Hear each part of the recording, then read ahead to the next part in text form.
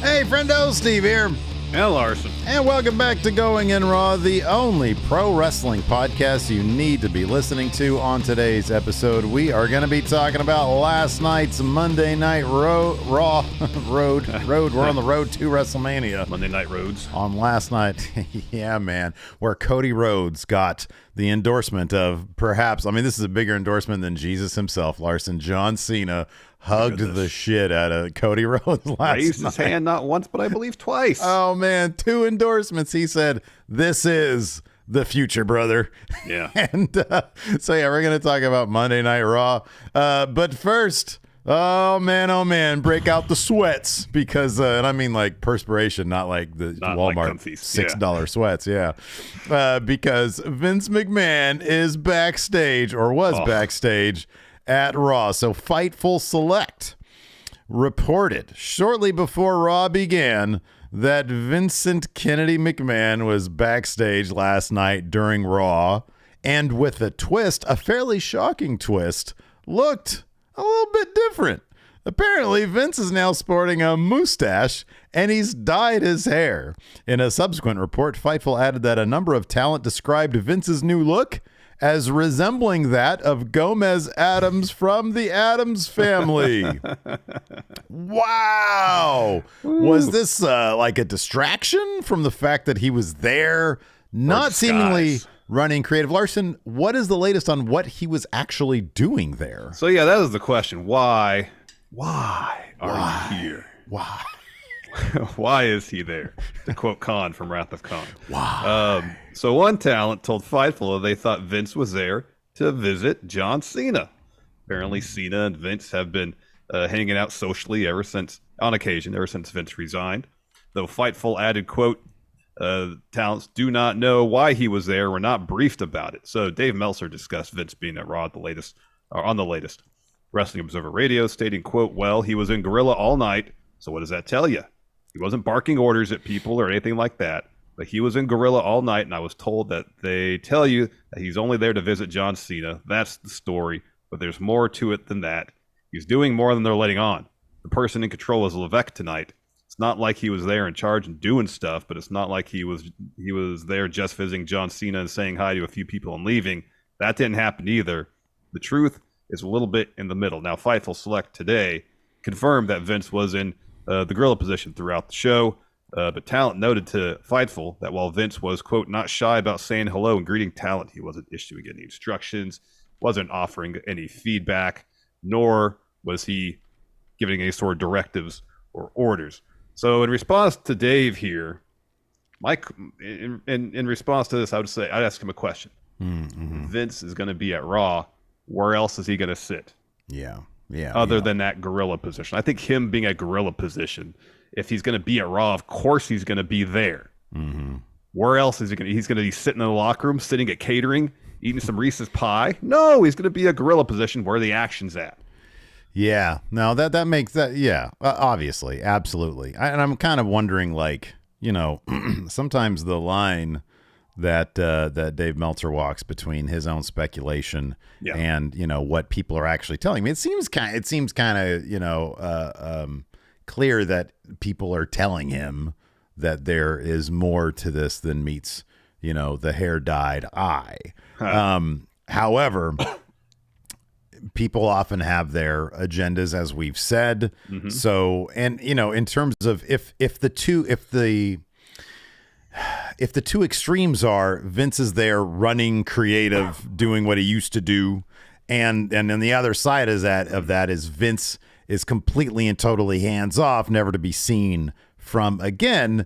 Yeah, this is somewhere in the middle, because Triple H has outwardly said, I consult with Vince about creative, much in the same way that I consult with a lot of other people. Now, one of the things that Fightful Select said that one of the talent there told him, I think it was one of the people in WWE told him, is one of the big sort of tests here going forward is he going to be at SmackDown? That might be some indication that he is going to be a weekly presence in creative, which could, of course, snowball into, co-running the show with Triple H, which could then snowball into Vince just being back what he's doing, except this time he's got a mustache. I understand everybody's hesitation and reluctance and anxiety about Vince being there 1,000%. Especially from talent there who maybe not had the best of experiences under Vince, especially to see him back in the building.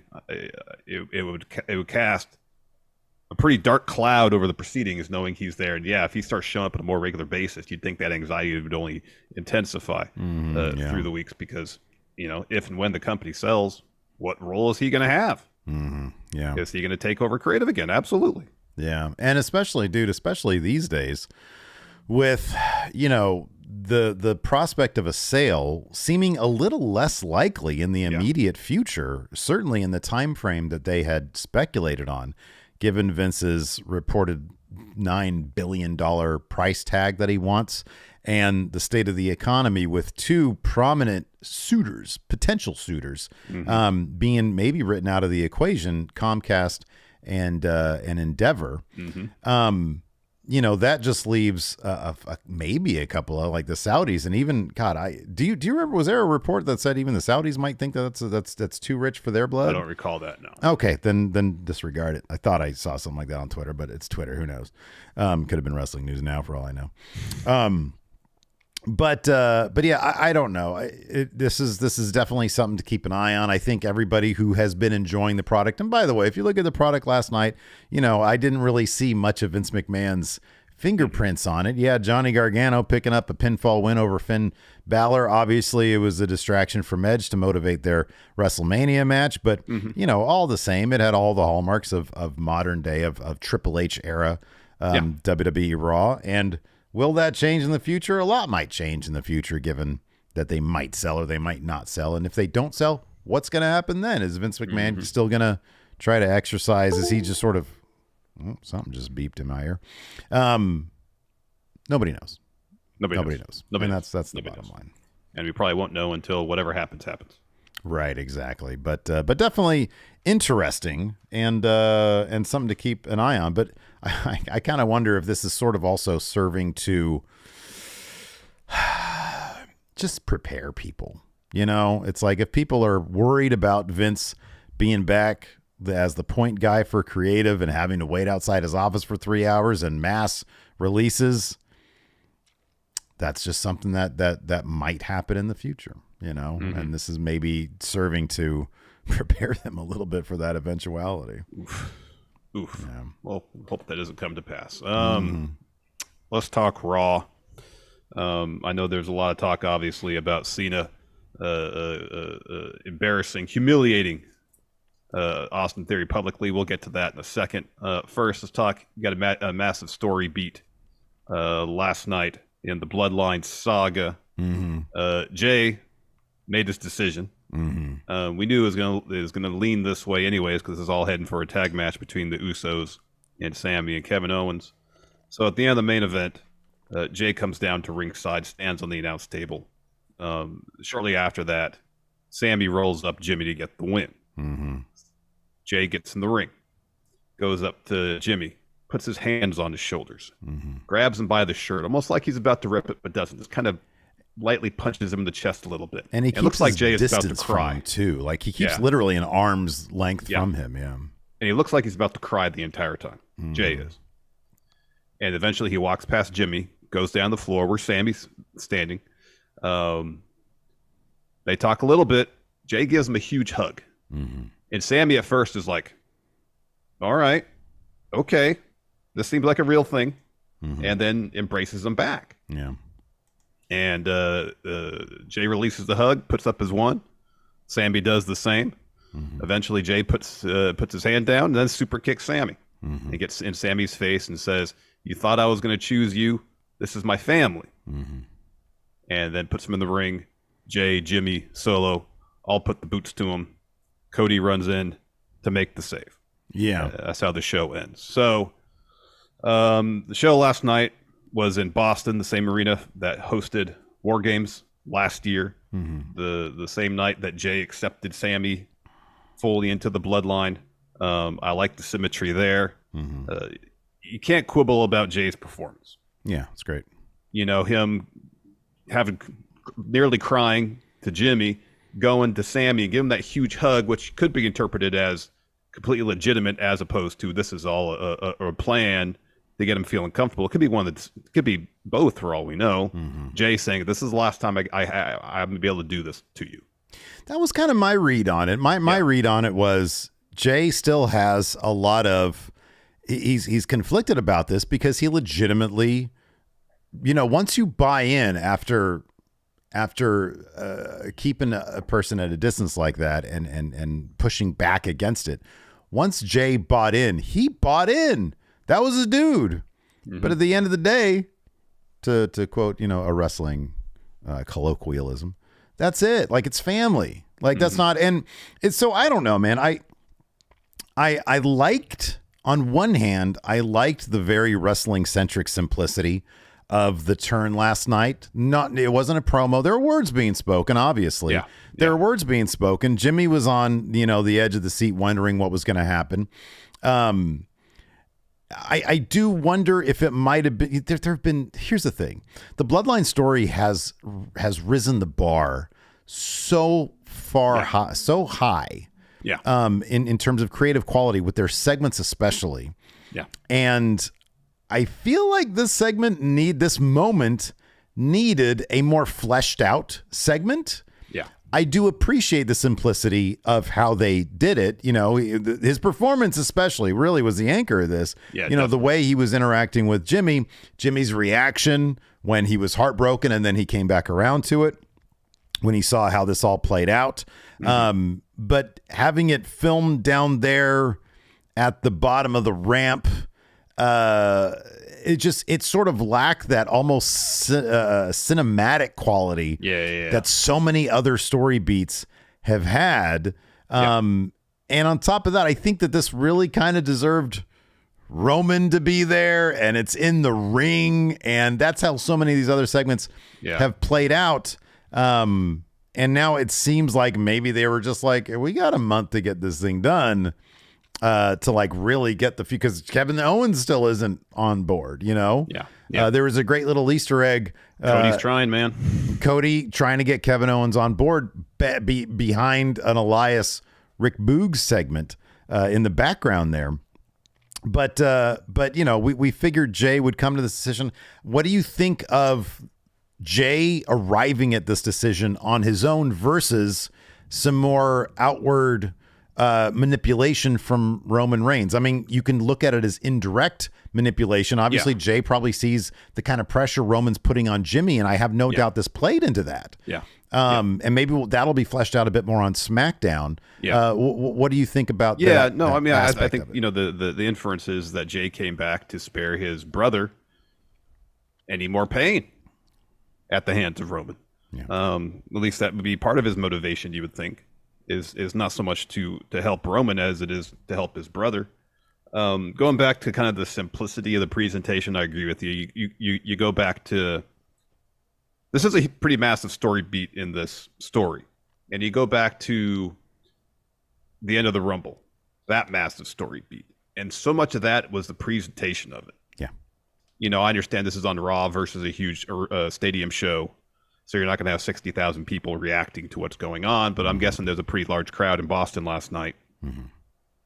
If this somehow could have made its way back in the ring and enhance the presentation of it a little bit, and it's a small quibble.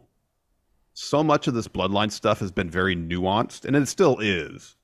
But part of me was hoping that even going into WrestleMania, Jay would be even way more conflicted about this. You know, like he was still on the fence about so much of what's going on.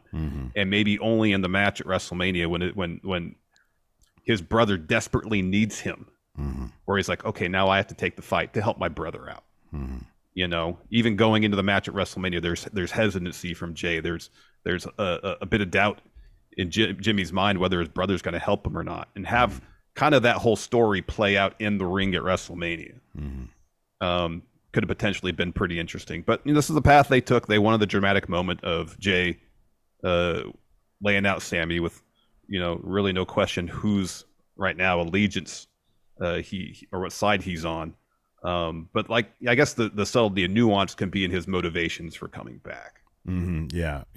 I think you're right. I mean, if you look back at, when Jimmy was the one to sort of convince Jey to fall in line, and in Jimmy's eyes, 2 years ago, it was 2 years ago, I think. Yeah.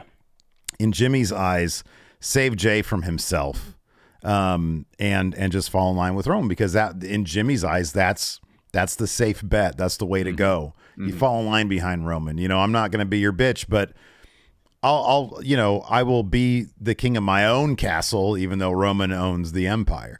Yeah. And Jey was not into any of that, and Jimmy brought him along, and Jey was not happy about that, and Jey's entire demeanor has been informed by that decision for the last 2 years. And so the idea that now Jey is the one rescuing Jimmy from Roman, I think can be an interesting bit of story that they can explore from here on out. It's just, you and I are big presentation guys, and to have this, look, the stage of pro wrestling, so to speak, is the ring, That's where the drama plays out in this play. And for it to happen there, outside the ring, I thought was an error in presentation. But yeah, maybe the bigger emotional story beat will happen this Friday on SmackDown. It's entirely possible. Yeah, because we knew this was going to happen. What do you make of Cody being the guy to rescue Sami, and not, because Kevin Owens, he said, and I thought it was a really great exchange with him and Sami Zayn earlier in the night. You don't get it. I've been fighting them for 8 months, and you've been on their side. You can't just show up now and expect to join the fight. I'm doing this on my own. Even if it kills him, he's doing it on his own. Yeah. What do you think of Cody being the politician here, as somebody in our chat said, and trying to bring them together, being the guy to make the save for Sami Zayn? It's a deft move politically for the crowd and for the WrestleMania main event. What do you think of it as a story beat? So I recall us talking about this possibility a couple weeks ago, maybe 3 weeks ago. I don't know the exact time, where the possibility of them inserting Cody into the Kevin Owens, Sami Zayn aspect, Usos aspect of the storyline, rather than just having Cody focus on Roman, having the Usos, Sami, Kevin Owens thing play out kind of in parallel, and then obviously being at a collision course at WrestleMania. Yeah. Versus Cody being more actively involved in all of that. Back then, I was like, I don't want to see Cody too actively involved because I don't feel like it's necessary. I feel like Sami and Kevin Owens' story should play out on its own. Like, they should be the ones to come to the realization that they're stronger together. Yeah. Not so much Cody trying to recruit them to join forces along with him to take down the Bloodline. And from a presentation aspect, I liked the bit with Cody and Kevin Owens. And if that's what it is, it's 2 segments of Cody in the background talking to Kevin Owens, maybe one of him talking to Sami in the background, and that's all we get. That's fine. But I know this is going to lead to Cody. I don't know. My fear is it's going to lead to Cody directly mediating in a segment between Sami and Kevin Owens and saying, here, let's do a 6-man tag match against the Usos and Solo Sikoa to prove that we can all work together leading to WrestleMania. And if it just doesn't feel as organic as letting things just kind of develop naturally, it all coming to a head. That's just my take on it. I'll take the other route on this. And this is not because I am number one Cody sweaty, right? Maybe that informs us a little bit, but yes. Roman and Paul Heyman have made this personal. Yeah. They have, brought in the Dusty's son isn't as good as Dusty's kids thing, right? And so Cody before this has Cody had much? I mean, he's talked about, whichever one, Sami's going to win. I think Sami's going to win. I'm going to fight Sami at WrestleMania. But Cody hasn't really inserted himself until last night on Raw. He hasn't really brought himself into it.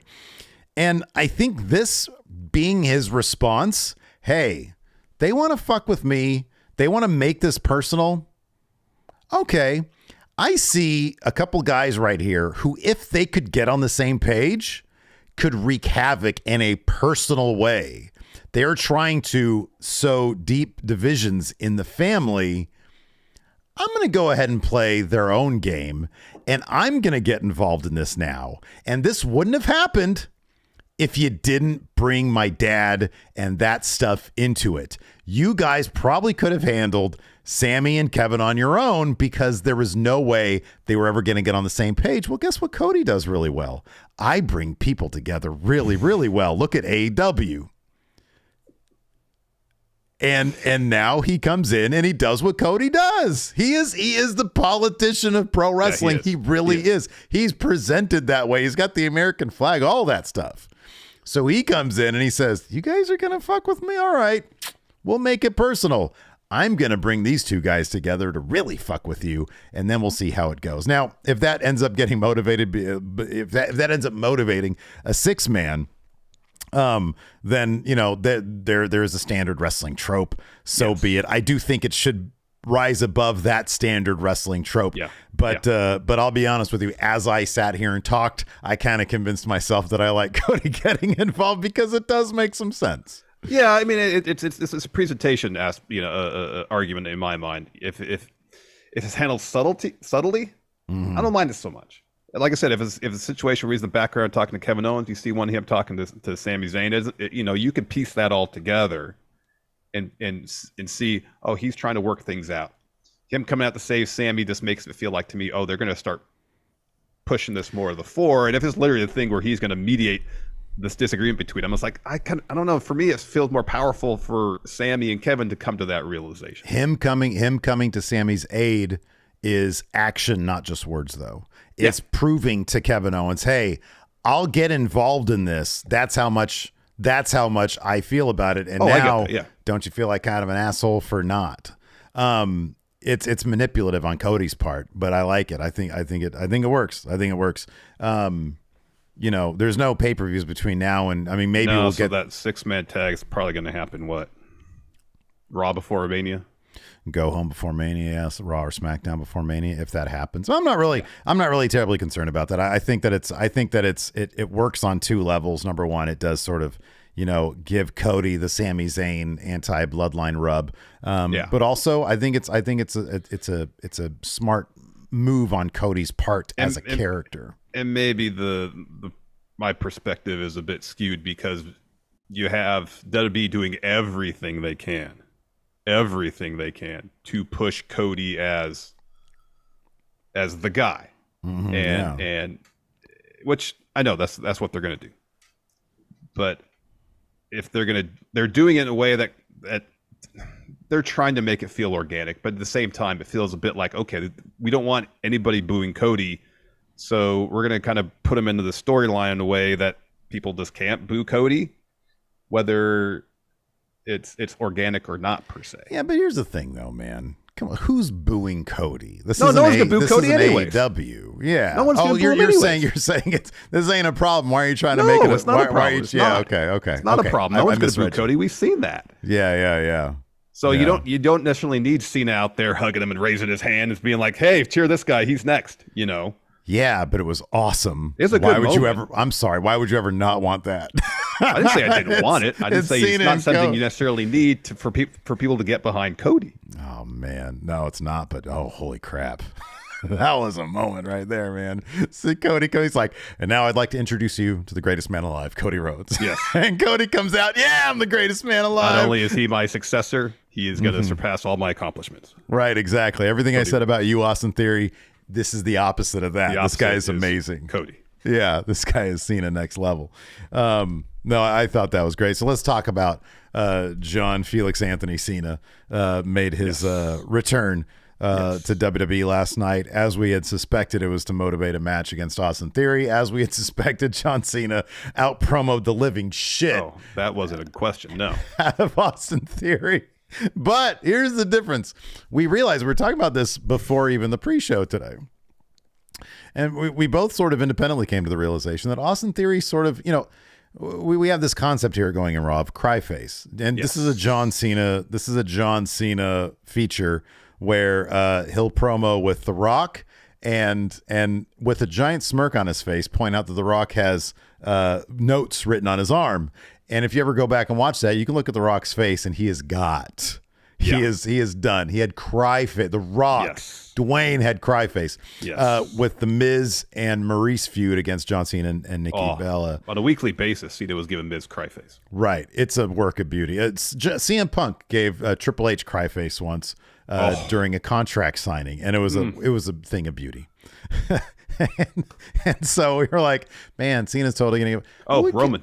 Cena gave Roman cry face. He did. Yeah, he did. I think it was they bring me back part-time because you can't get what I can. Full-time, you can't do this full-time. Yeah. Austin Theory is an interesting case because he sort of has walking cry face, and you sort of like during this promo, I don't know how much like this was too easy for John Cena because everything he said was spot on, and even Austin Theory knows it. And so, like, there was nothing he could respond with. It's not like he was got because he was never there in the first place. He sort of walks around with auto cry face, and it's like he's not, he's helpless to do anything about what John Cena's saying. Austin Theory's stuck. Yeah. John Cena found the Doctor of Thugonomics on a fluke because of that Halloween episode where he started rapping, and people were like, whoa, what is this you can do? And then he put on, the jerseys and he started rapping, and it got over massively. And then he was able to transition to what we know now of John Cena. What did you think of the segment? And how do you think this match is going to go down at WrestleMania? I mean, the Cena's kind of central thesis was, if I beat you, you lose because you lose everything. And the way he framed it is, you don't even have much as it is. But if you lose to me, you can lose the U.S. title. Whatever ounce of respect or legitimacy anybody has for you is going to be gone if you lose to me. But if you beat me, you still lose. You still have to come out here the Raw after Mania, and people are going to realize you're still an empty champion. There's nothing going on here because nobody cares about you. And they're going to dump all over you. And then you think back when Roman beat The Undertaker at WrestleMania, at Mania 33, and the 10 minutes that opened that Raw after Mania of the crowd dumping on Roman. That's almost quite that same level of grief from the crowd, but it's going to be severe. And so it's like it's a lose-lose proposition for you, Theory. You're not ready to handle it either way. But since you brought the fans into it, I'm not going to let them down. You got your match. You got to think Theory wins this. And if they're going to do anything with Theory during the course of this match, something needs to happen in that match that unlocks something in him. That actually advances his character. And I don't know what it is. We really haven't seen any hint, any seeds of anything that it could be. But he's got to not just get the win over Cena in the match. He's got to get a win over him in terms of Cena's arguments against him. Yeah, I mean, the fact of the matter is what John Cena said is absolutely true. I mean, I'll be honest with you. Like this felt more meta than, and John Cena, whenever he shows up now, he gets meta. Like he breaks that wall. He's not afraid to do that now. Right. He mentioned the piped in crowd noise, which was awesome.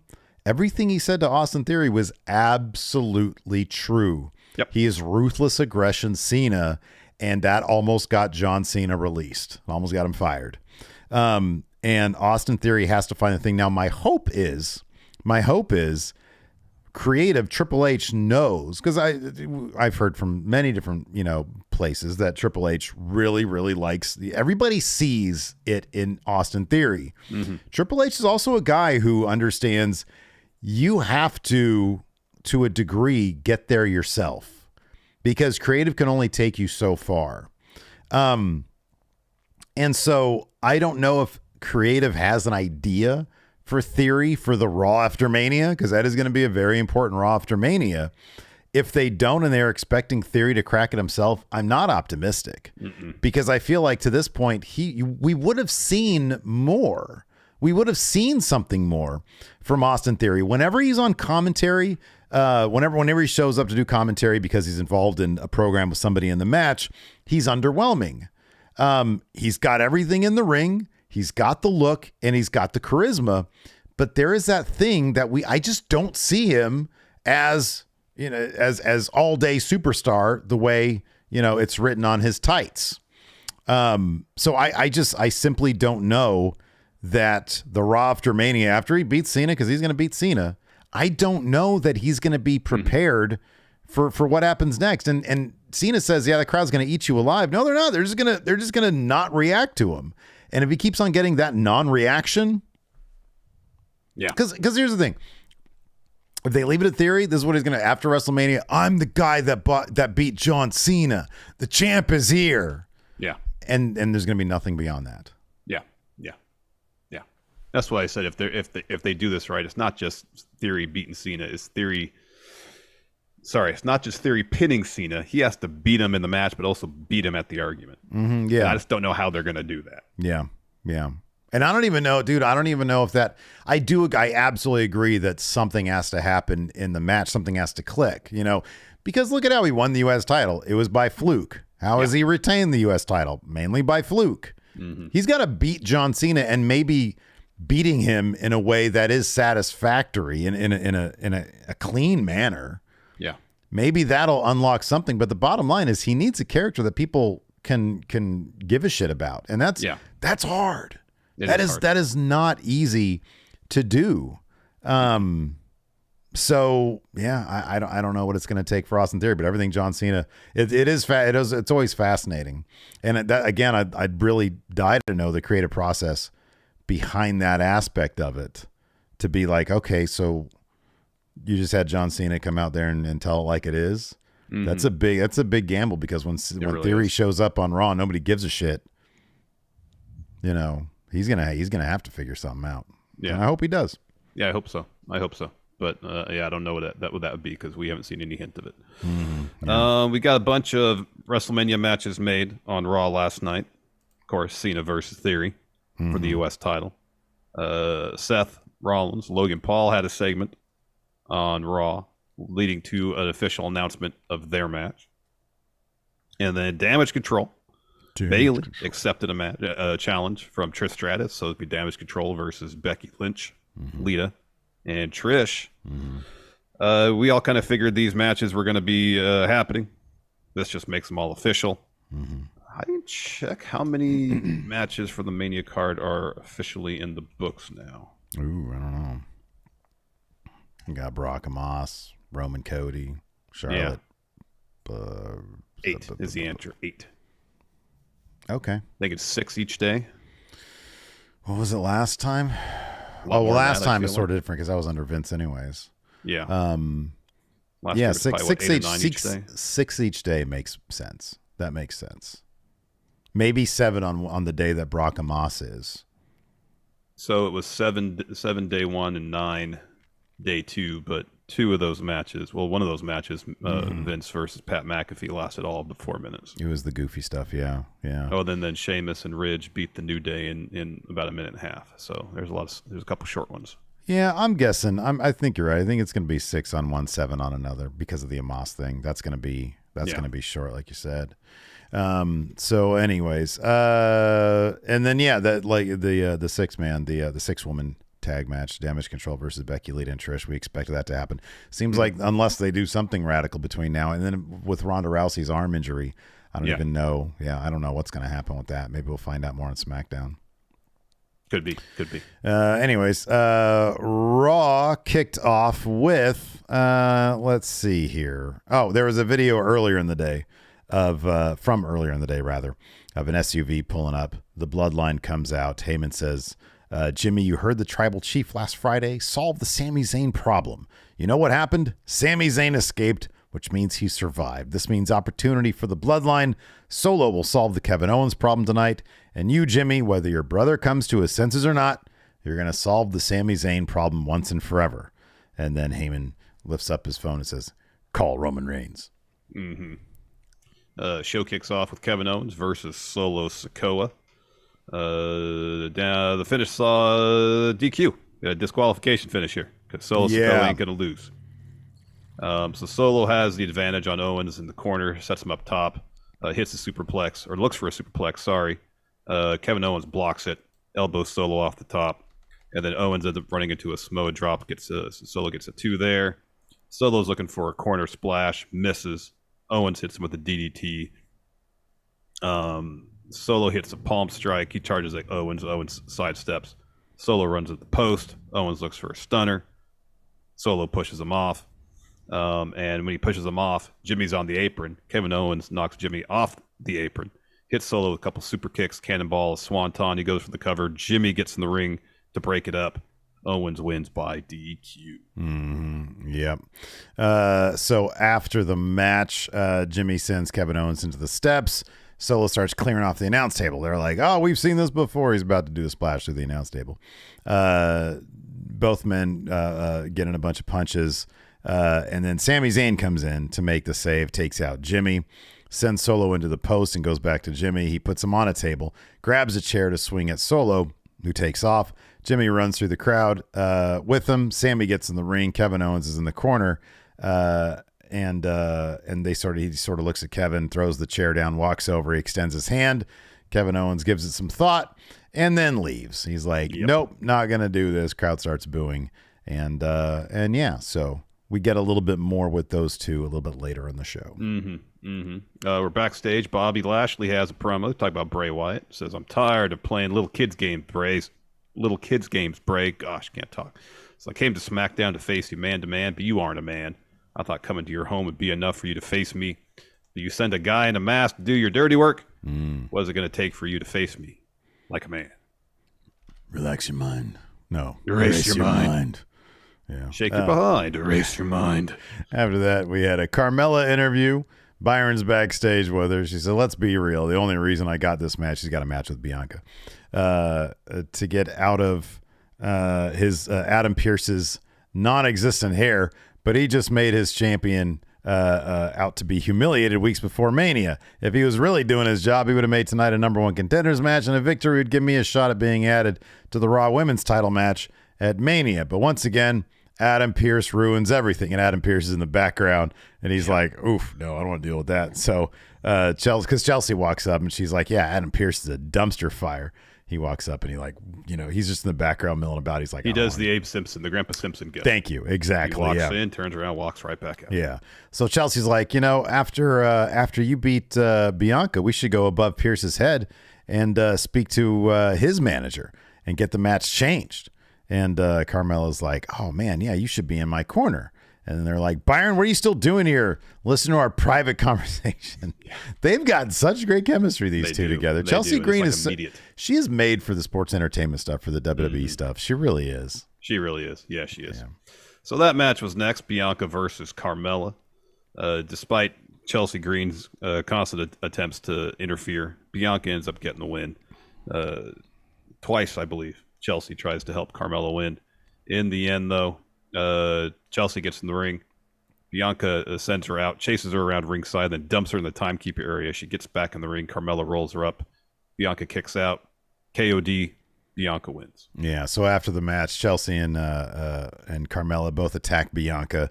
Asuka's music hits. She comes down and she walks up and she misses Chelsea in the face because Carmella ducks out of the way. And then Asuka and Bianca have a bit of a stare down, but they smile at each other. They look at the WrestleMania sign as Asuka's music plays. So, I mean, it seems kind of certain that Carmella's not going to be added to this match. She keeps on getting humiliated, but yeah, we'll see what happens with that. Yeah, we'll see. Before we continue on here, do we have I have not asked you about this in private. Do we have an update on Big Red? Yes, I think we're pretty confident in announcing the winner. Yes. Okay. Would we like to do that now? We can do that now. Yes. 40 minutes in the show. Let's do it. All right. The new predictions Big Red championship winner is Angelic Wolf. This is what I thought. Angelic Wolf was 49 points. 49 points. So to be in contention this month you had to run the table on the actual card of the show, get every match right. And then Angelic Wolf had 4 of the 6 prop bets correct, including closest to getting to the actual time. Someone else got 49 as well, but we talked about it. We thought, well, Angelic Wolf was within 16 seconds of the exact time of the match. Yeah. Made sense to award virtual Big Red to Angelic Wolf. So congratulations. Congratulations, Angelic Wolf. Angelic Wolf is a patron, is that correct? Or a YouTube channel member? I don't remember. Okay. All right. Well, Angelic Wolf is now the second digital Big Red champion. Moses Opposes has been defeated, as has the rest of us. So congratulations. Please, on wherever we're at, however you can get a hold of us, either on the Twitter in the DMs there, if you're a patron, Patreon DMs, however you want to get a hold of us, you can get a hold of us, and we can get you your award. So you're going to send us whatever picture you want us to put Big Red on, and then it'll be here in the waiting room on the Twitch. It'll be on our socials.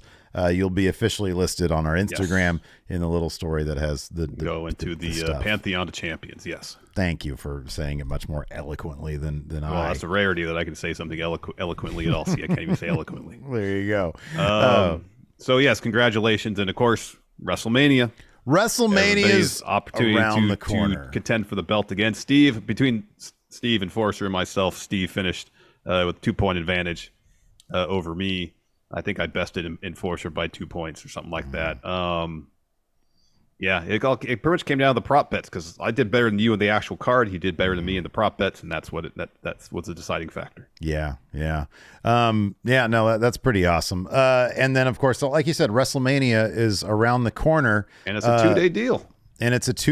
We're going to figure out how we're going to do all that, what prop bets we're going to do, and if you want to get yourself in on the predictions challenge, Patreon at $5 and up. Patreon.com/Steven Larson. And of course, just click join if you're, you can click join if you're a YouTube channel member, or to become a YouTube channel member. And then we'll do that as well. Those Friendo Club members also get access to our questions threads. They get access to our weekly bonus episode, which we're totally doing this week because we didn't last week. And early access to our retro reviews. They get to vote on what retro reviews we do. Angelic Wolf is now in the Twitch chat. Yes, you won. Congratulations. It is official. You are the new Big Red champion. So congratulations. Well done. Try to hit us up, reach out to us. I'll hit you a whisper on Twitch, I guess. You need to send us a picture of what you want to have Big Red on. Yes. So, anyways, moving on. Back to Raw. Moving on. Sami's backstage. Cool. Cool. All right. Cool. Everything's in motion. Sami's backstage. He walks up to Kevin Owens, and he says, I really don't know what to say or do at this point. Are you seeing what I'm trying to tell you? The bloodline, too much for me, too much for you, too much for anyone. This isn't some sort of ploy to make things better. We need to we need to be a team. We don't need to be a team. Gosh, can't you read? We need to be a team or be best friends, but we have the same objective. Can't do it alone, but we need to do it together. Listen to me one more time. I was in the bloodline. Then Owens interjects, says, I remember. You staked your claim here in this arena. Says, at my expense. I remember. I get it. You're too much, but I've fought them for 8 months on my own. Maybe together we could, but I don't want to do this with you. Maybe I was wrong. Maybe you should go back to Roman, apologize, stroke his ego. They'll probably forgive you. I don't care what you do. Just leave me out of it. Do you understand that? Look at that method acting right there. You're basically, I close my eyes and I can hear Kevin Owens speaking. You hear Kevin Owens. I can hear Kevin Owens. After that, we get a really cool Rhea Ripley hype video. After that, we have Miz TV. Seth Rollins and Logan Paul are going to do the face. So you said after this segment, you're less invested in this bout. Explain yourself. I don't know if I can. I just, I didn't really care about it in the first place. Yeah.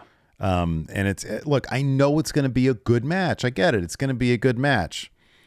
And I appreciate, I guess here's the thing. Seth made such a good point, and it's all stuff that I know already, in that Logan Paul's a fraud. He's a human dumpster fire. I believe all that stuff. I think that's real. I think there's a trail of evidence to suggest that. I don't like to see those people in the wrestling ring having a match taking up my precious Seth Rollins time, who should be doing bigger things than the celebrity match. Yeah, he should be. And Logan Paul didn't do anything last night.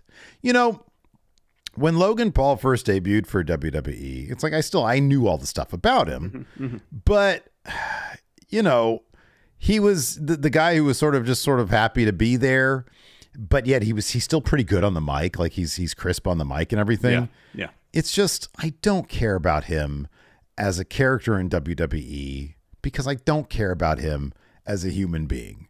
And that's just my opinion. And this segment really didn't do anything more. It's not like, oh, I want to see him get beat up. I want to see Roman Reigns get beat, you know? Yeah. I want to see like a good bad. I want to see MJF get beat, you know, at this point. That to me is like, I'm invested in this bad guy because I want to see somebody take him down. Yeah. Because you're sort of the character. Right, exactly. In the character. They're relying so much of Logan Paul's real life heat. Yeah. Because apparently he's a turd. Yeah. To get heat in the wrestling business, in the wrestling world, and that's just a completely different thing. And yes, Seth is making all these good points because yes, seemingly he is a dumpster fire. But and a fraud and all that stuff. But it's not the character of Logan Paul, it's actually Logan Paul. And I don't want somebody like that in the ring entertaining me. I'm like, I just don't, you know, much like when you find out, you know, like certain actors apparently are into cannibalism. Now I don't really want to see him on my movie screen. Yeah. you know, acting. And I'm like, I can't divorce myself with the fact that this dude up there apparently, you know, it wants to be a cannibal. I'm not into that. No. I mean, in the case of Logan Paul, you know, given all the stuff that has gone on with him and is apparently still going on with him, I don't know if you really want to give him a spotlight like that. You know, to garner new fans if the potential is there for him to continue the kind of activities he's apparently been doing. And I know what it's going to be. I know it's going to be like, well, so here's the thing. Guardian Ape here in the YouTube chat says, I feel like you're not realizing there's millions of people out there that do genuinely hate Logan and they want to see him get beat up. That's fine. This isn't real though. That's my point, is that this is a simulated fight. He's getting paid to go out there and put on a really good match and lose probably to Seth Rollins. That's not the same as actually getting beat up. Yes. And so I realize there's people, if I saw, you know, some sort of viral video where somebody cold cocks him in the street, then maybe I'll be like, that'd be more satisfying than Seth Rollins having his hand raised at WrestleMania is what you're saying. Probably had that one coming. Yeah, that's exactly what I'm saying. I'm not advocating for that, mind you. I think, you know, violence in the streets is probably a bad thing. But yeah, I just don't. I don't want to see this person, you know, in the ring. And yes, I understand that the wrestling world is littered with people who have done shady ass things. It's wrestling; it has a history of that.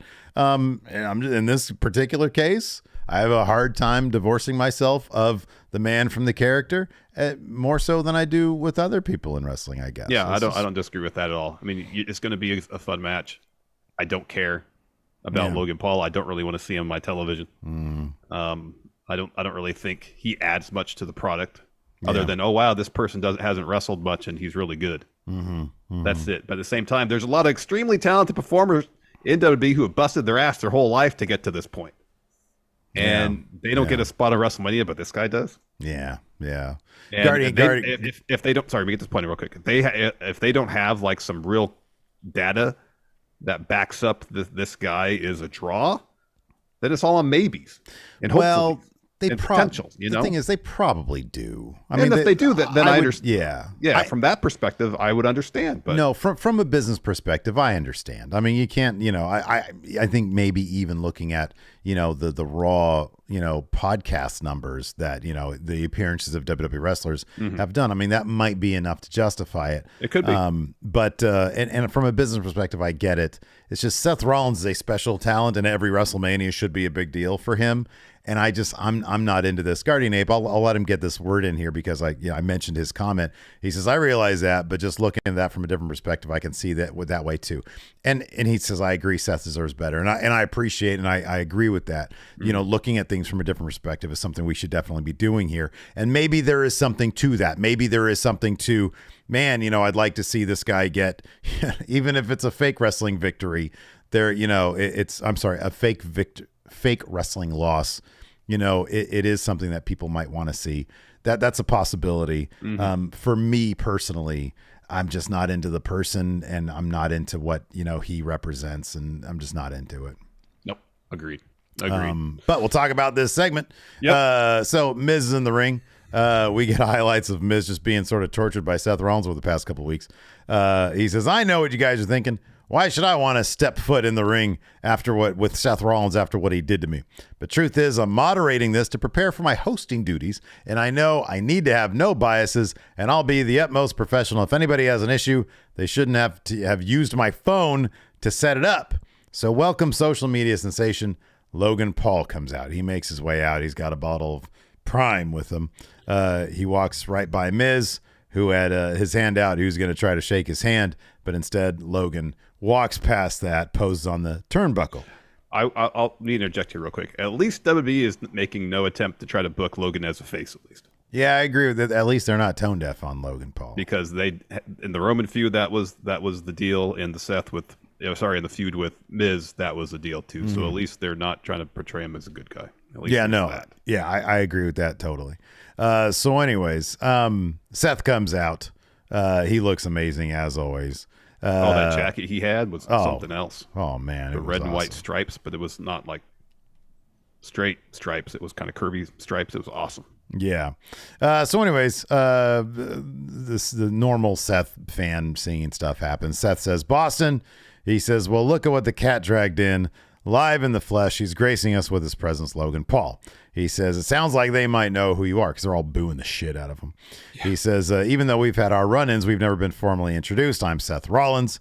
Logan says, oh, man, I know who you are. The crowd keeps on singing. He says, you're the clown I dumped at the Royal Rumble, the guy whose head I stomped at the Chamber, and I don't know what your problem is besides embarrassing you twice. He says, I accomplished in 1 year what you did in 20. I'm better than you at your own job. I work smarter, not harder. I'm naturally good at this. In fact, if I were you, I wouldn't like me either. Miz says, he says, not to take sides here. He makes a couple good points here, Miz. I'm sorry, Seth. Miz says. Seth takes the glasses off. There's like a big fuck you Logan chant. They have to try to beep that. Seth says, here's the thing. He does make some good points, but what you're missing is none of that is the reason we don't like you. Let me put this to you simply. We don't like you because you are the scum of the earth. You're a coward. You're a troll. You're a fraud. You're a human dumpster fire, and we don't want you in our house. Let me tell you, Boston didn't come here to see us mince words. They came to see me get my pound of flesh. So the time for talk is over. It's time to fight. He drops the mic. It'd be great if he said it's time for the main event. It's time for the main event. And then Miz is like, whoa, that's my moderator. It's my job that you don't fight. And Logan says, don't speak for me. If I want to fight Seth Rollins, I'm going to do it. Because if I want something, I'm going to do it. But guess what? I'm not going to do it. I don't fight for free. I'm a premium act, and I'm definitely not going to fight for free in Boston. And that was the one thing that Logan did that I actually kind of appreciated. The look on his face was overly cartoonish, and he said, Boston. I was like, okay, that's good. That's good heel acting there. It was cartoonish, and I appreciate that. So anyways, Miz says, you know what? Logan says, if the stage was bigger, if the money was bigger, if we were somewhere with more star power, I'd consider it. And Miz says, well, I'm the host of WrestleMania. I can make that happen. And Seth says, oh, you can make it happen right now? Let's go then, Mike. And he throws Miz out the ring. Yeah. Logan hits a low blow and tries to stomp Seth, but he avoids it. Miz eats a super kick as Logan hits a knockout punch on Seth. And he says, when you wake up, let me know about WrestleMania. Bye-bye, bitch, which was the same line Seth used on him last week. So he had to get his in. Yep. Then after that, what do we got here? We got a singles match here between Amos and Dolph. This match came about because Mustafa Ali got Dolph the match. And he's trying to be real motivational with Dolph. Ollie's doing a lot of fun stuff. He was sitting ringside. He had a bunch of Volt gear on. He had a sign that said "Go Dolph, go." He was getting the crowd, at least near him, to chant for Dolph. It was a lot of fun. Yeah. I like what Ollie's doing now. And so Dolph lasts maybe about 90 seconds against Omos. Omos hits him with the choke bomb to get the win. Afterwards, MVP grabs the mic, says, "Brock Lesnar, you wanted me to hype up this match. This is all the hype you need. You should never have put your hands on me. I give you my word. Omos is going to tame the beast at WrestleMania." Yeah. And then we're backstage, and then we got Maximum Male Models. Oh, one thing we should point out. I know we talked about it briefly on the pre-show, but given that this is the only MVP stuff we've had with Omos, we got to talk about the picture. So there was a picture making its way on social media. I think MVP tweeted it out, and it's of him discussing some business backstage in his own words, and it's Carmelo Hayes, who I think had a dark match on main event. I think. Yes. Omos and the Street Profits. Oh man, that's a hurt business. I would love to see if they debut Carmelo Hayes leading a faction of established guys. Talk about a star-making type of debut. Absolutely. Oh, Absolutely. Man. Look, here's my thing, dude. We know, apparently, Dave Finlay is going to be the new leader of Bullet Club. Now, apparently, in wrestling, you could just, join a faction and be leader immediately. Apparently. I mean, I guess in the real world it works. You can have companies where they hire somebody who's got experience to come in and be CEO. Yeah. You know? So Carmelo comes in, leads Hurt Business. Ooh. Be something else. Ooh. That'd be something else. That'd be amazing. Yeah, go out of your way. It's a really badass looking picture. It's great. It's black and white, and they all have serious face. Oh, it's so good. Yeah, man. It's so good. Good stuff. So yes, Maximum Male Models backstage. So they're throwing some compliments off screen. You assume it's Otis. So Corbin walks up and says, "Oh, thank you. That means a lot to me. You know, things haven't been going my way. I've been on a losing streak." And then my mentor said, and then Massey goes, "We weren't talking about you." And Mansois says, "Yes, we were talking about him." And they point over to Otis. And they say, "Well, you know what he has? He's got charisma. He's got the it factor. And he's got hair." And then I think Corbin says something like, "Well, I'm bald like Bruce Willis." And they say, "You're no Bruce Willis." No. And then Maxine says, "Well, maybe you have potential. If you take care of our problem," referencing Gable, "I'll consider you." Yeah. And then Corbin says, "Consider it done." And he walks off. Yeah. I just realized people are going to be so confused about my cannibal actor comments. Just Google it. Yeah. Yeah. Here's a hint. This isn't something in like the mid 1800s. It's something that happened in the last few years. Yeah. Right. He played twins in a movie. Yes. He was going to be Batman at one point too. Yeah, he was supposed to be cast in George Miller's Justice League as Batman. Oh, that's crazy. I think he was supposed to be that. Yeah. Anyways. So Jimmy is backstage taping up. Heyman says, "Jimmy, you're the man. You were the one who will take out Sami Zayn. You're the one who'll make sure the tribal chief never hears Sami Zayn again." And he mentions Roman giving him time and says, Roman's going to blame you if Jay's not back by Friday. At a certain point, Jimmy's, why are you here, wise man? You're not really helping me at all. Mm-hmm. Yeah. Mm-hmm. Then we got, we got that early on. Taking on John Gargano. Edge costs Finn this bout, as one would predict, because they're going to have a WrestleMania match, which bring the match count to 9. Mm-hmm. Yeah. But it was a fun bout. Down towards the end, Rhea gets on the apron. Johnny takes out Dominic, and then Priest chases. Balor knocks him down in the ring, hits a stomp, follows with a shotgun drop kick. He's going up top for the coup de grace. "You think you know me." Hits. So Priest and Rhea go up the ramp thinking he's going to come down the ramp towards the ring. No. Edge comes through the crowd, pushes Balor off the top. Gargano follows with one final beat. He gets the win. John gets the win. Yeah. So then Loomis takes out Priest as Edge hits a spear on Finn, and then he leaves the crowd. And then we hear from Edge later on in the show.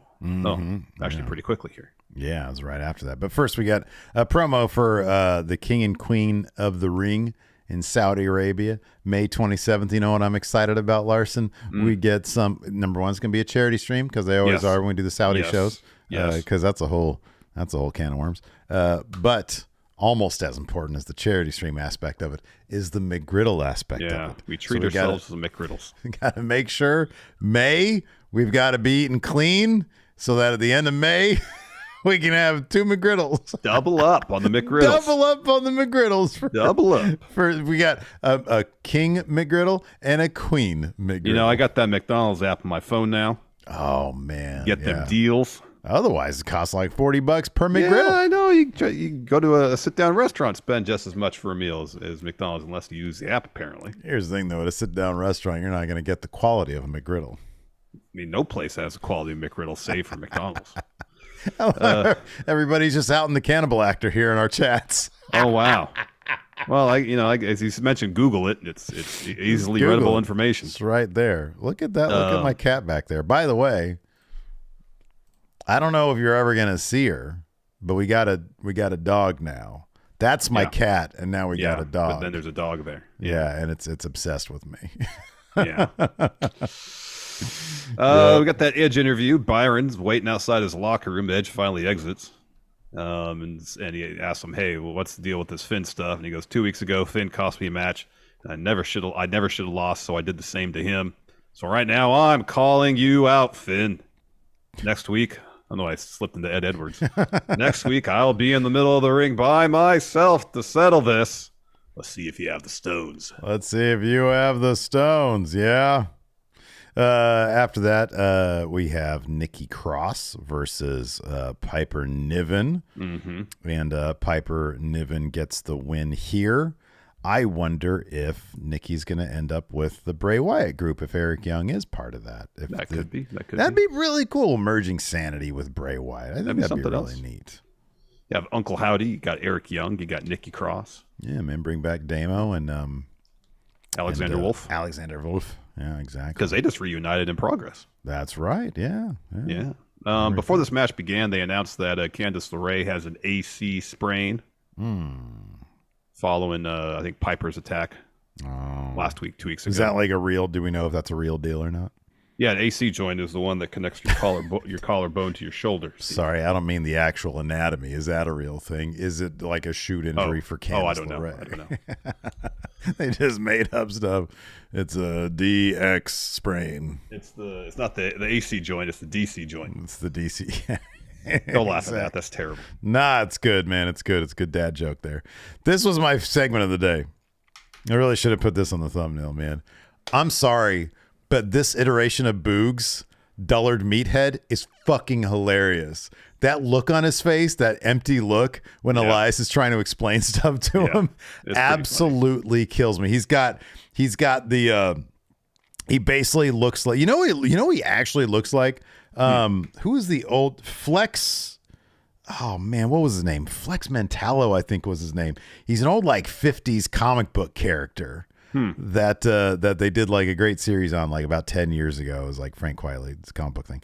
But man, he looks like an ad for a bodybuilder in an old comic book, you know? And he does this character perfect. So Boogs is backstage. He's trying to lift a truck. And honestly, the more surreal you get with Boogs, the better it works. But the more it works.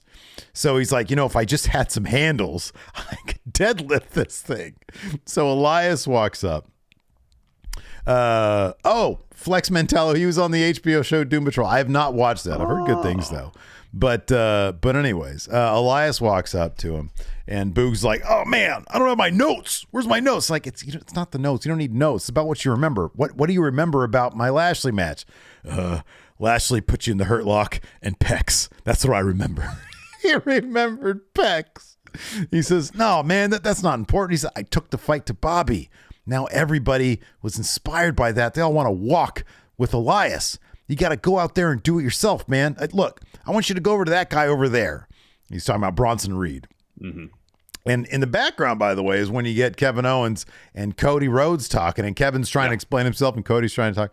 It's all very animated with a bunch of hand movements and stuff. Oh, look at my hands. They're doing this right here. So anyways, he's like, I want you to go up to that guy and say, I want to fight you. Read my lips. I want to fight you. And he's like, oh, okay, cool. I got it. He goes up there. He points at Elias. Yeah. And so you know this is going to go south. And so he walks back out. Bronson walks up to Elias, says, you want to fight me? See you next week. And Elias like, what did you tell that guy? He's like, I read your lips. They said you wanted to fight that guy. Oh, Boogs. Oh, my goodness. I love it. I love Boogs. I looked up to see if there was a Boogs shirt I can get. Not yet. Not yet. Steve, member of the Boogs crew, huh? Oh, man. I'm Boogsing out, Larson. You are Boogsing out. Next, John Cena. He returns. He makes his entrance.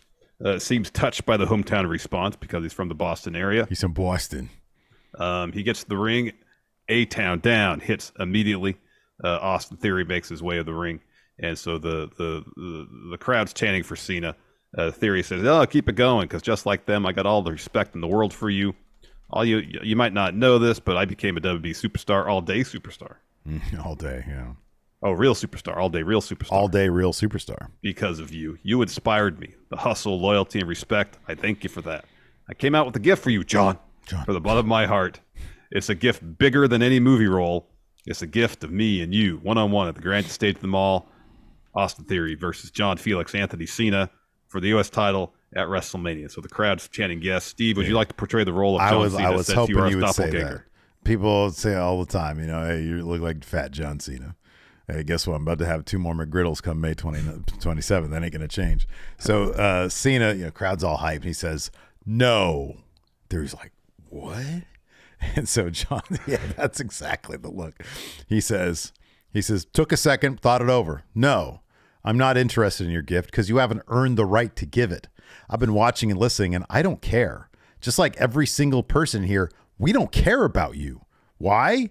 We don't care about you because we don't believe you. We don't believe you because you don't believe you. You're a generic kid in fancy sneakers wearing sunglasses indoors, but you have nothing in your heart. I've walked in your shoes. He says there's a sign out there that says Theory is a Cena wannabe, and the camera shows it.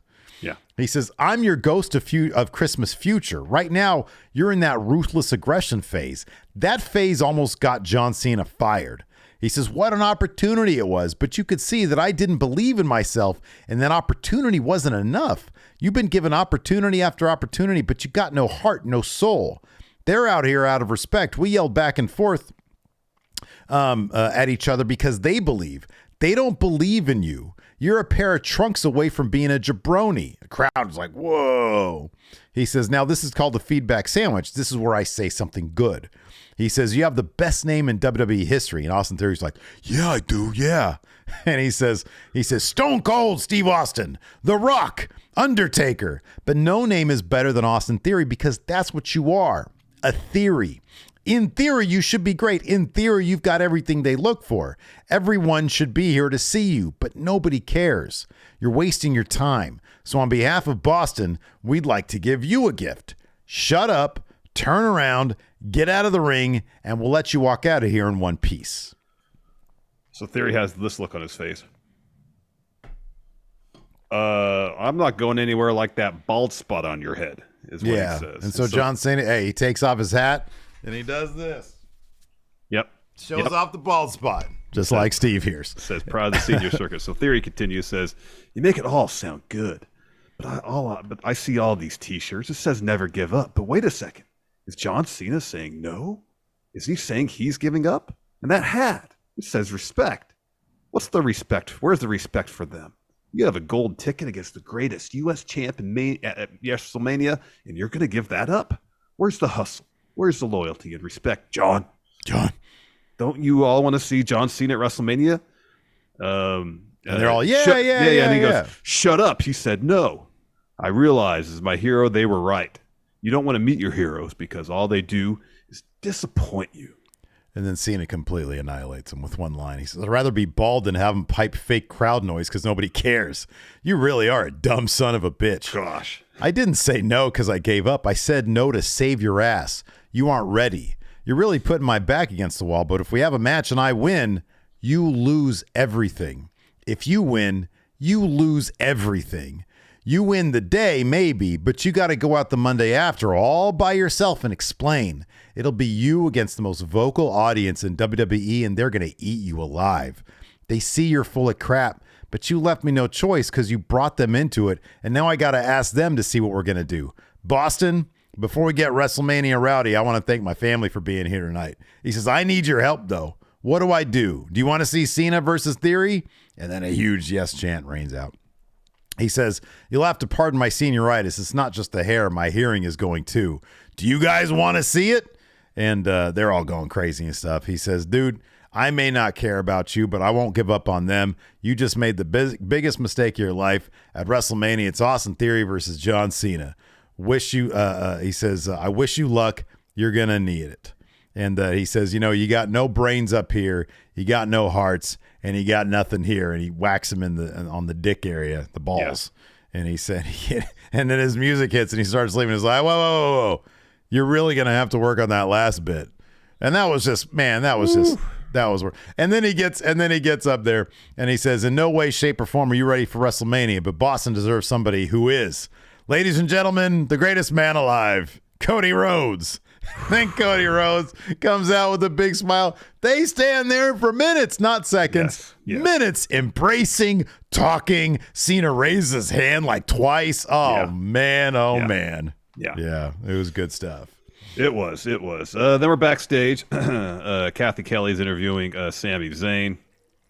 Asked him about Kevin Owens, and Sami says, I wish I could say he was stubborn, but he's right about what happened in this arena at War Games, but everything has changed. The one guy who was supposed to have my back through thick and thin, Jimmy Uso, now has to put an end to me. This match tonight is about survival. He's trying to put an end to the Sami Zayn problem, but if he doesn't, it's the end for him. And I'm not going anywhere until I see with my two eyes the end of Roman Reigns and the Bloodline. So I'm sorry, my dog, Jimmy, but tonight isn't going to be your night. Mm-hmm. Yeah. And then we got Chad Gable taking on Baron Corbin. Yeah. It wasn't Baron Corbin's night. Nope. This match was pretty short. Gable wins. He hits a Chaos Theory, looking for a moonsault, misses that. Corbin hits the choke slam backbreaker deal. And then Gable taps him out to an ankle lock. Mm-hmm. Yeah. I'm not sure that putting Corbin with Max Male model, that might have been, just saying. This is not a conspiracy theory I want to indulge in, that Vince is like involved. I was gonna mention it. There's no chance that like the end with Jimmy and with Jay and Sammy, that wasn't like a Vince thing, right? Yeah, just do it on the ramp. No, I wouldn't think so. Putting Baron with Maximum Male models. Baron really has like had a whole career of deserving better, Yeah, he's constantly in a position where he gets humiliated. Although I guess now he's not going to be with him, but maybe he's going to keep on begging him to join. I don't know. Maybe. That's some good humiliation right there. Yeah. We get this, I didn't see this. Oh, you didn't see this? Okay. No. Oh, man, I missed it. So they had another WrestleMania ad. This time it's the Top Gun parody with Miz and Maurice. Was it good? It was all right. I'll check it out. They're going to run these ad nauseum. They're going to run these a lot. I mean, so far the Seth Becky one is the best. Oh, Seth just doing the Joker thing, I think was that warrants it being the best. And Becky, that was pretty funny. I like the Titanic one though. That was good. Yeah, the Titanic one was good. Give me your hand. Which one? I don't know. It doesn't matter. Yeah. I mean, it's just the Miz being the Miz. So if you're into the Miz thing, then maybe you'll like it. Sometimes I'm cool with that. Yeah. Then we had Becky and Lita come to the ring. Becky starts, says, the man and Lita have come around to Boston. We are here as your new tag team champions of the world. When a couple of legends like us step in the ring together, we ain't going to miss. So Lita adds, Becky, when you gave me the opportunity, you gave me a chance to become the tag champ. I either let that moment pass me by or we make history like we did. Says Dakota and Io made it hard, but that made it worth it. As your friend and tag partner, I want to thank you. But there is a special equalizer we need to think tonight. So Trish Stratus music hits. She comes to the ring. She says, Lita, I'll always have your back. And to see you team up with the man to capture gold, I wouldn't have missed that for the world. A couple months back in Toronto, I told Bayley to shut her mouth. So this brings out Damage Control. Damage Control. So Bayley's Bayley like, says, here, I'll take Damage Control. Bayley says, ding dong, you idiots, show up when it's convenient and steal the spotlight if it means you can add something else to your trophy case. While all these dum-dums cheer for you, I see right through you. You're selfish, and now Trish and Lita, you two are why we're actually here. You're why we're wrestlers. But the three of us, we're going to be the reason you never come back again. Yep. And then Trish says, She says you're good at interrupting but not listening. I can go from I am retired to I was retired. And where better to do that than the grandest stage of them all. Three of us against the three of you at WrestleMania. Oh. And Bayley's like, yeah, we accept. And they throw their mics down, and Io and Dakota are like, what? We don't want to do that. But then they're like, no, swerve. And they try to attack, but then they get foiled. Bayley and Becky face off, and they all beat up Bayley. And then she gets out before she takes a chick kick. Yep. And then we get our main event, Jimmy Uso versus Sami Zayn. They gave this match a good amount of time. So after a commercial break, Sami and Jimmy are hitting each other with shots up on the top. Sami pushes Jimmy off, takes a leap off the top rope right into a super kick from Jimmy. And they're both selling. And Jay comes down through the crowd, hops over the barricade, stands at the announce table. So Jimmy sees him, smiles, turns around. Sami's looking for a haluva kick. Jimmy ducks that, looks for a Samoan drop. Sami reverses that into a sunset roll for the pin. So after the match, Jimmy, he's upset. So Sami rolls out of the ring and is kind of waiting to see what's going to happen before realizing, okay, I'm going to celebrate now. So Jay gets in the ring and stares at Jimmy, and as I said, he's on the verge. Looks like he's on the verge of tears. And he grabs Jimmy by his shoulders, pats him on the shoulder, grabs his shirt, and kind of like, taps him on the chest with his fist, but doesn't rip the shirt off him. And then he just lets go and walks away. And he walks up to Sami, and he looks back at Jimmy, looks at Sami. They exchange some words, and Sami's like hesitant. He's ready. If he's waiting for Jay to hit him. You could tell he's got like one hand down, just nearly in a fist. Instead, Jay hugs him, and Jimmy he's like overcome with emotion. He drops to one knee. And you get some Usi chants. Jay throws up the one. Sami does the same. And Sami looks at Jimmy and says, "It's not too late for you." And then Jay super kicks him, and then screams at Sami, "You thought I was going to choose you? This is my family." Jimmy's smiling in the ring. Jay tosses Sami in there, and then they all start beating him down. And then Cody runs in to make the save. I mean, I do appreciate, the performance aspect of it was really good. The staging of it, I think, just could have been a little bit better. But no, the idea that Jay's interaction with Jimmy preceding him, leaving and sort of swerving Sami was, a little bit of, man, I'm tore up that this is all about to change. That I've been putting off this decision. And because I really like the way things were before Sami blasted Roman with the chair, I was content. Everything had sort of been settled. And I think that was a contentment he had not felt for a long time. And so, he's like, oh, back into the thick of it. Of course I got to choose my family, And there was a bit of heartbreak when after Jay hugs Sami and looks back in the ring to see Jimmy. Just heartbroken over seeing Jay's decision. And you saw that on Jay. Yeah, absolutely. Yeah. So a lot of really cool stuff going on there. But more than anything, Cody coming down was probably the coolest. So anyways, let's go ahead and answer some questions. They still need to do that for people to cheer Cody, Steve. What a night for Cody. John Cena in Boston, raising his hand twice. In Boston. Oh, man. Sorry, that jingle from those Sam Adams commercials gets in my head. I apologize. All right, so I have a thread here on the for YouTube channel members. I think you have probably one. Yeah, this is an interesting question from Blake Whitehouse. Do you think John Cena can give MJF cryface? Yes. Yeah, I do. Yeah. Yeah, I think he can. Yeah. I think he can. Absolutely. John Hosey, what do you think WWE could do to heat up the Bobby Lashley versus Bray Wyatt match at WrestleMania? He says it feels pretty cold. It is kind of cold right now. It is really cold. They got to heat that up. Like, do I don't something. know why. Honestly, do something. Anything. I don't know why Bray wants to fight him. Yeah, right. Yeah. I need to know why. Yeah, there's zero motivation for it. Yeah, none. Yeah. None. I mean, if it's true that like they didn't even know, like, you know, Bray put that challenge out there before like they realized, oh, Brock's not going to want to do that. Triple H, he flies by the seat of his pants a little bit, huh? He's like, yeah, let's just have him challenge one of them. He's going to take on one of them. I'm like, you got a month till WrestleMania. I know. Really? I know.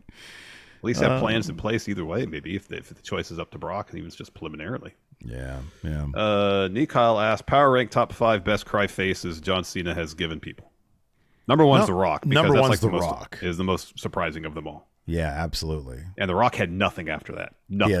He had nothing. He was done. Yeah. So number one's The Rock. I mean, the Miz's cry face was so... He looked like he was actually about to cry. It actually looked like he was going to cry. Imminently going to fall, yes. Yeah. Then probably Roman after that. Yeah. I don't know if I can think of yeah, those are the icon. Yeah, the icon. He never gave Phil cry face, did he? No. Phil always just had mad face back then. Yeah. Oh, Corbin. You gave Corbin cry face in the middle of a match. Yeah, he did. Yeah. Oh God. Yeah. He said they're not even thinking of you, because it was like, you know, let's go Cena sucks during the Corbin match, and he was like, do you hear? Yeah. God. He said, do you hear that? They're not even thinking about you. Yeah. That was rough. That was unmanning during a match. Humiliation. Wow. Open SummerSlam. Yeah. This is a good question.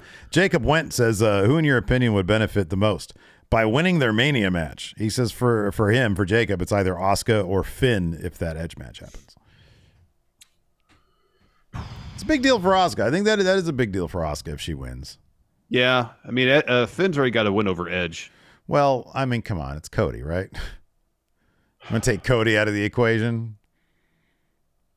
Stop trying to shove Cody down my throat, Steve. Listen, man. I'm just saying, if the question is who's going to benefit most, Cody fucking beats Roman Reigns and becomes all champion. Yeah, it's Cody. But that's kind of obvious. So yeah, taking that out. Yeah. I think Gunther beating both Sheamus and Drew, that's a pretty big deal. Yeah, that'd be pretty huge. Pretty big deal. Yeah. Yep. Mondo here asks, given Triple H is known to be high on him, where do you think Adam Cole would be on the card right now if he had re-signed with WWE instead of going to AEW? Somehow, some way involved in the Judgment Day stuff? Maybe be like Undisputed Era versus Judgment Day? He would be facing Roman Reigns for title. No, I doubt that. Yeah, I doubt that. Well, I mean, I don't know. Adam Cole and Kevin Owens got a long history, man.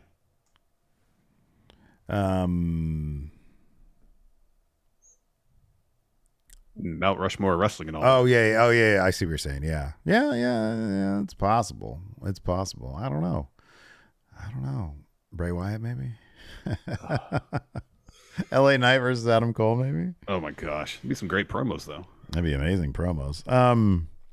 Zyshawn Moore says, "What do you think would help Austin Theory to take that step to the next level?" I mean, we talked about this a little bit before, and you know, like I said, with the thing about Cena, when I said him finding it was a fluke, it wasn't a fluke in that it wasn't a premeditated thing. It wasn't an earned thing. Yeah. I mean, I'm sorry, it was not. It was an earned thing. Yeah. But he stumbled upon it and he embraced it, and it opened it up. It unlocked him. Yep. But finding the key to unlocking it, that was kind of a fluke. It was like, oh shit, you can do this? Okay, let's run. I think Stephanie was one who was like, you can do this? Let's go run with it. Yep. You know, Cody unlocking it from the Stardust stuff literally took him going away and becoming his own person and starting AEW. Drew McIntyre went away and came back a brand new person. Sometimes leaving is the best thing you can do. With Austin Theory, I don't know that he's got. I mean, being compared to John Cena is lofty. I don't know that Austin Theory. The closest I've seen Austin Theory is his performance in The Way. Mm-hmm. And I feel like if Austin Theory, if there was like a linear route from NXT for The Way up to up to main roster, and everybody would fall in love with Austin Theory, and then he turns and everybody's devastated, then I think people who are already invested in him would continue to be invested in him. It's kind of like, in a way, Randy Orton. You know, he locked on. He wasn't going anywhere. He locked on to Evolution. They did the Legend Killer stuff. He was associated with a really popular group. They kicked him out. Yeah. And then, then eventually he does, the heel stuff. People had to be invested in him early on. They're not invested in Austin Theory. They're not. And you're right. If they somehow brought The Way Austin Theory and brought the whole group with them, and people saw him in that character, oh yeah. And then you had someone get in his ears like, you got all the potential in the world, but this ain't it for you. Yeah. B-Man, Patrick Sparks says, in hindsight, how effective was putting the North American title on Solo before his main roster debut only to vacate it? Should have been focused on more? Was it enough to matter, or did it need to be done at all? They should have kept that belt on him for a while. I agree 1,000%. Yeah. And if they want to have him vacate it, be like, hey, you got to be here and defend this thing. And he'd be like, I'm Bloodline now. I'm in Bloodline. I don't have time to do this, but I'm not giving this thing up. It could have been like a sacrifice, It's like, this is my sacrifice to the Bloodline. But yeah, No, I agree. I think that he should have kept that for a while. Yep.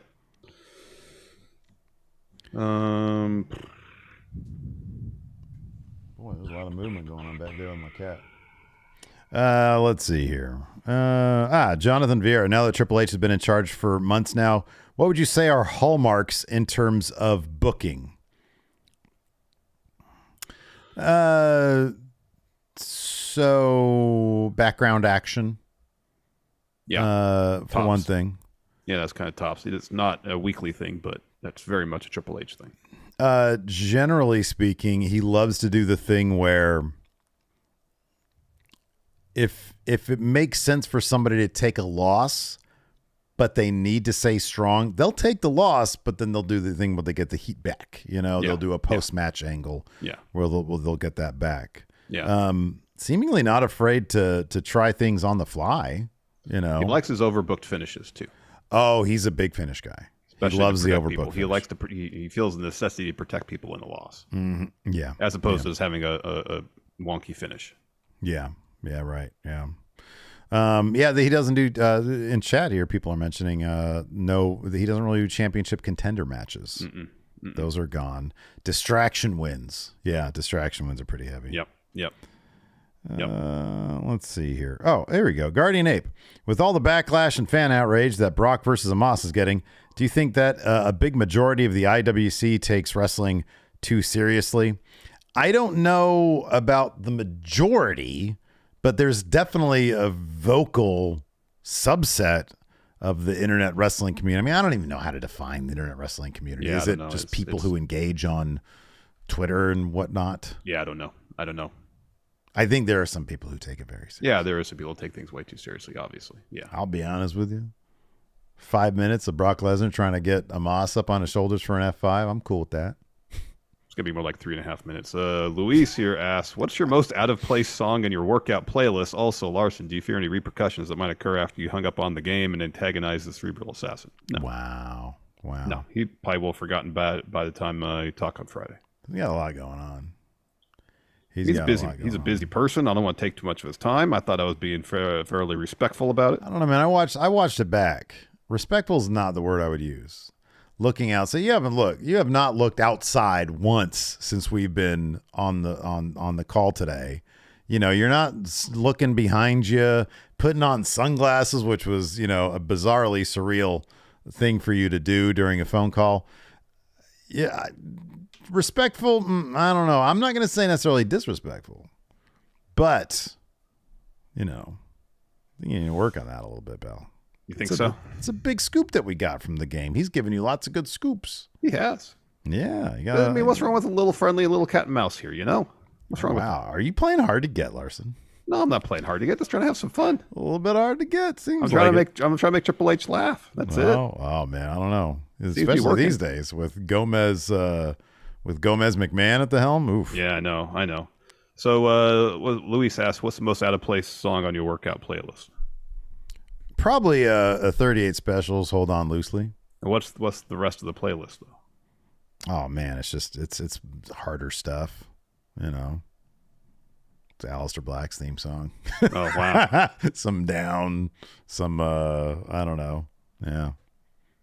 So probably that. Gotcha. I don't know. I've like one Bruce Springsteen song on one of my gym playlists, and that doesn't seem like really gym music, does it? It depends on the Springsteen song. There's an up-tempo one. Okay. Badlands. Yeah, no, I think that makes sense. If it was like I'm on fire. Yeah, that would be maybe that's for the cool down. Like I get a pump on for a fast song, and that's my cool down between sets. Oh, my thighs on fire. There you go. That's for leg day right there. There you go. Yeah, doing all squats. Kiddo says, only in kayfabe, which wrestler do you think is secretly a cannibal? In kayfabe, Boogs. Yeah. I've heard that cannibalism makes you kind of crazy in the brain. Yeah. A little slower, yeah. Weren't they blaming at least one theory about mad cow disease is that cows were eating cow? Yeah, right, yeah. That led to that, yeah. I mean, Shayna. She tried to eat Becky's neck. True. That's true. Yeah. It's true. Yeah. Oh, Uncle Loomis. Loomis. Yeah, people are saying, of course, Loomis. Oh, yeah. What about Uncle Howdy?